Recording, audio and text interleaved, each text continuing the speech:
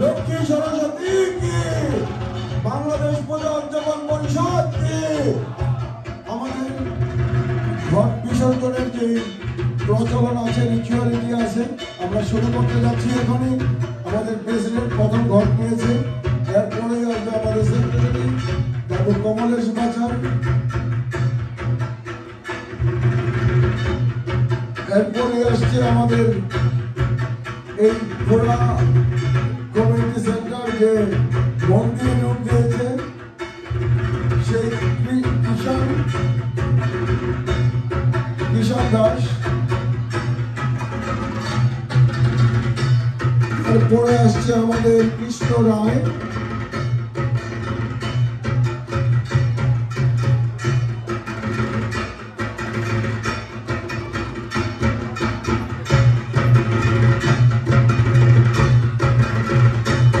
কৃষ্ণ রায়,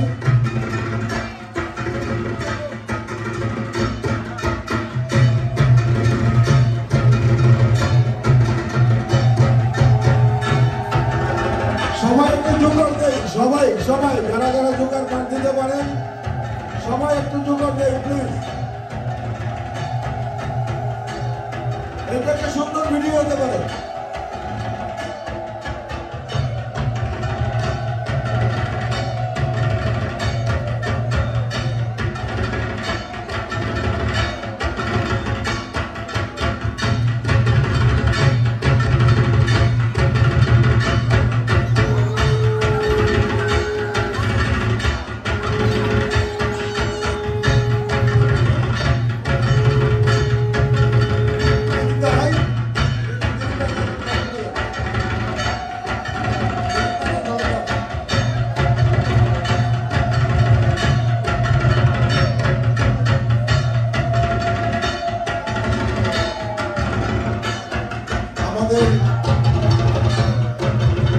ঘট বিসর্জন, আমরা ঘট বিসর্জনের মাধ্যমে আমাদের বিসর্জন প্রক্রিয়া সমাধান করে থাকি।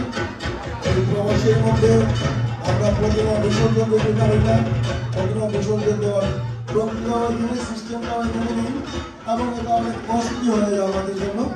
আমরা একটা প্রতিমা দেখি, অনেকবার পুজো করি, আর প্রতিমা যেহেতু আমরা রেখে দিই সেহেতু আমাদের এই প্রক্রিয়াটা আমরা ঘট বিসর্জনের মধ্য দিয়েই শেষ করি।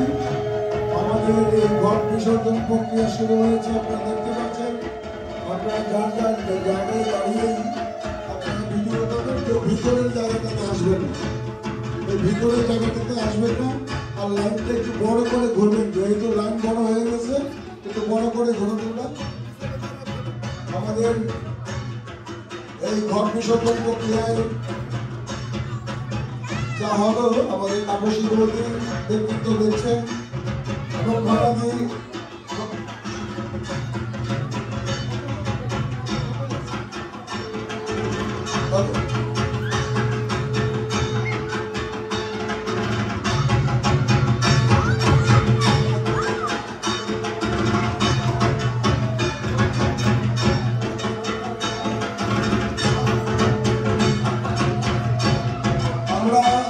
এই রিচুয়াল ব্যাপারটা যেভাবে সম্পন্ন করে থাকি, আমরা 7 বার এই টেবিলটা যেখানে আমরা ঘট রাখবো সেটাকে 7 বার প্রদক্ষিণ করে তারপর আমরা এখানে ঘট রাখবো। তারপরে মা মাসি ভাই